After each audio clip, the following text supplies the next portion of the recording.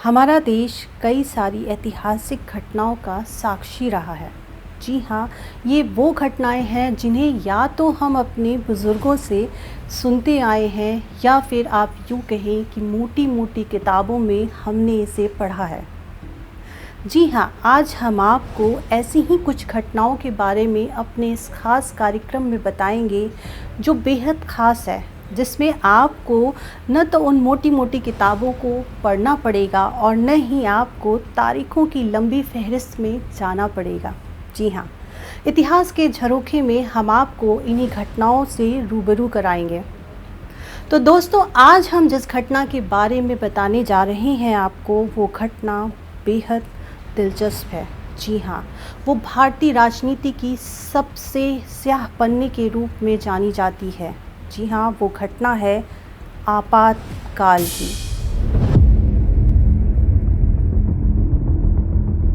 भाइयों और बहनों, राष्ट्रपति जी ने आपातकाल की घोषणा की है। बात है 12 जून 1975 की, जब इंदिरा गांधी अपने सलाहकार टीपी धर की मौत के बाद उनके घर सांत्वना देने गई थी।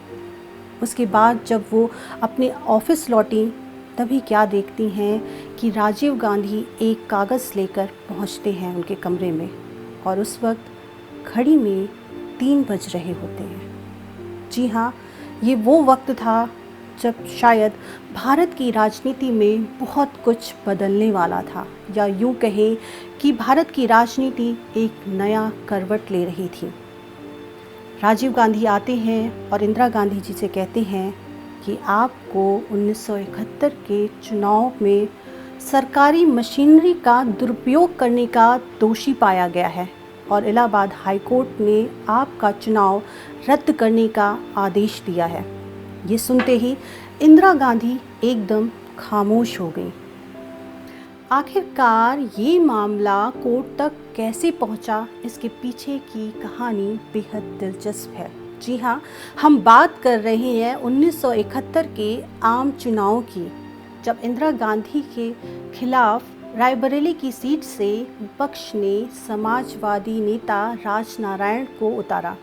हालांकि इंदिरा गांधी जीत गईं, लेकिन राजनारायण उस प्रक्रिया से संतुष्ट नहीं थे, इसलिए उन्होंने इलाहाबाद हाई कोर्ट में एक याचिका दाखिल की, जिसमें उन्होंने इंदिरा गांधी पर आरोप लगाया कि इंदिरा गांधी ने सरकारी मशीनरी का दुरुपयोग करके ये चुनाव जीता है, और उनकी ये याचिका स्वीकार कर ली गई। जाहिर सी बात है, जो याचिका दाखिल की गई थी वो उस वक्त की तत्कालीन प्रधानमंत्री के खिलाफ थी। तो आप समझ सकते हैं कि इस पूरे मसले पर सभी की निगाहें थीं, यानी आप कह सकते हैं चाहे देश की मीडिया की बात करें या विदेशों की बात करें, हर तरफ इस याचिका की चर्चा थी। और ये जो याचिका थी इलाहाबाद हाई कोर्ट के जज जगमोहन लाल सिन्हा की अदालत में आई। जैसे सिन्हा पे उस वक्त काफ़ी दबाव था। इस केस की सुनवाई 4 सालों तक चली और बैकडोर से उन पर काफ़ी दबाव डाला जा रहा था। हाई कोर्ट के जज जस्टिस जगमोहन लाल सिन्हा इस बात पे काफ़ी बेफर गए और उन्होंने अपने रजिस्ट्रार को फ़ोन करके हिदायत दी कि जब ये फ़ैसला सुनाया जाए तो अदालत में कोई भी ताली नहीं बजाएगा। 258 पेज का ये फ़ैसला पढ़ा गया और जस्टिस सिन्हा ने इंदिरा गांधी यानी उस समय की तत्कालीन प्रधानमंत्री को सरकारी मशीनरी को दुरुपयोग करने का दोषी पाया। फैसला आते ही एक सफदरजंग रोड यानी प्रधानमंत्री के आवास पे हड़कंप मच गई। लोगों का तांता लग गया। लोगों में इस बात की चर्चा होने लगी कि आखिरकार इस फैसले के बाद क्या प्रधानमंत्री अपनी कुर्सी पर रह पाएंगी या उन्हें इस्तीफ़ा देना पड़ेगा। जब कोर्ट का फैसला इंदिरा गांधी के समक्ष राजीव गांधी लेकर आए तो उस वक्त उस कमरे में सन्नाटा था। इंदिरा गांधी एकदम मौन थी। वो सोच रही थी क्या उन्हें इस फैसले के बाद अब अपने पद से त्याग पत्र देना पड़ेगा। जी हाँ, अब आप समझ सकते हैं कि ये कितनी बड़ी बात है एक देश के प्रधानमंत्री की जिसका लोकतंत्र इतना विशाल है। इंदिरा गांधी इस फैसले के बाद अपने कमरे में खामोश बैठी थीं। उसी वक्त पश्चिम बंगाल के मुख्यमंत्री सिद्धार्थ शंकर रे और कानून मंत्री HR गोखले कमरे में दाखिल हुए। उन्होंने HR गोखले से विचार विमर्श किया और कहा कि क्या अब मुझे इस्तीफ़ा दे देना चाहिए। लेकिन इन सब के बीच एक व्यक्ति ऐसा था जो नहीं चाहता था कि इंदिरा गांधी इस्तीफ़ा दें, या यूँ कहें कि इंदिरा गांधी पर उस व्यक्ति का बहुत अधिक प्रभाव था। जी हाँ, हम बात कर रहे हैं उनके छोटे बेटे संजय गांधी की। जब उन्होंने ये बात सुनी तो वो अपनी माँ इंदिरा के पास गए और उन्होंने कहा कि नहीं, आप इस्तीफ़ा नहीं देंगी। अगर आपने इस्तीफ़ा दिया तो विपक्ष आपको जेल में भी डलवा सकता है। ये सुनकर इंदिरा गांधी ने अपने जो विचार को बदल दिया, और जो विचार बदला वो एक नए स्याह रूप में इतिहास में दर्ज हो गया। जी हाँ, हम बात कर रहे हैं 12 जून 1975 की, जब देश में आपातकाल लगाया गया। देश भर में जयप्रकाश नारायण इंदिरा गांधी के खिलाफ रैलियां निकाल रहे थे। सारा देश इंदिरा गांधी के खिलाफ था। हालांकि जो इंदिरा गांधी के निजी सचिव RK धवन थे, उन्होंने उनके पक्ष में जनता को दिखाने के लिए DTC बसों में भर भर कर रैलियां निकाली, लेकिन इस सब का भी प्रभाव नहीं पड़ रहा था।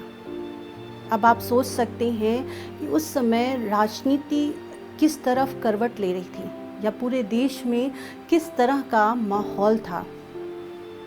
संजय गांधी हालांकि इमरजेंसी के पक्ष में थे, लेकिन अगर राजीव गांधी की बात की जाए तो वो नहीं चाहते थे कि देश में आपातकाल लगाया जाए, क्योंकि उनका मानना था कि लोकतंत्र सबसे अहम है, इसलिए इस फैसले को स्वीकार करना पड़ेगा।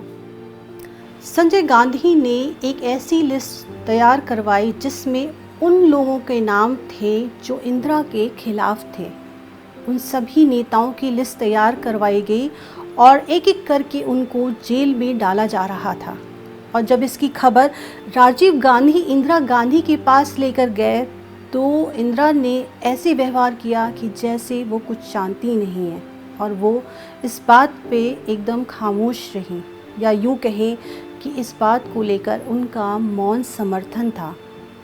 आप समझ सकते हैं कि जिस तरह संजय गांधी विपक्ष के नेताओं पर दबाव डाल रहे थे और उन्हें जेल में डाल रहे थे, इसकी वजह से जयप्रकाश नारायण का जो कहते हैं आंदोलन और तेज़ होता जा रहा था, या यूँ कहें कि देश की जनता इंदिरा गांधी के खिलाफ हो गई थी। अब धीरे धीरे हर कोई इंदिरा के विरोध में नारे लगा रहा था, या यूँ कहें कि एक ऐसी ज्वाला धधक रही थी जो चाहती थी कि लोकतंत्र में जो सही हो वो हो, न कि इंदिरा गांधी की मनमानी चले। प्रधानमंत्री इंदिरा गांधी के कहने पर उस समय के तत्कालीन राष्ट्रपति फखरुद्दीन अली अहमद ने आपातकाल के एक आदेश पर हस्ताक्षर किया, और 47 साल पहले यानी 26 जून 1975 को ऑल इंडिया रेडियो से सुबह प्रधानमंत्री का एक संदेश आया। जी हाँ, ये वो संदेश था जिसे सुनकर राजनीति बदलने वाली थी। भाइयों और बहनों, राष्ट्रपति जी ने आपातकाल की घोषणा की है। जैसे ही रेडियो पर ये आवाज़ गूंजी तो पता चला कि 25 जून 1975 की रात को देश में आपातकाल घोषित कर दिया गया है। यानी अब सभी नागरिकों के जो मौलिक अधिकार हैं वो सीज कर लिए गए थे। देश के लोकतंत्र का गला घोटा गया और देश में आपातकाल लगाया गया। ये सारी चीज़ें प्रधानमंत्री ने अपने रसूख के बल पर की।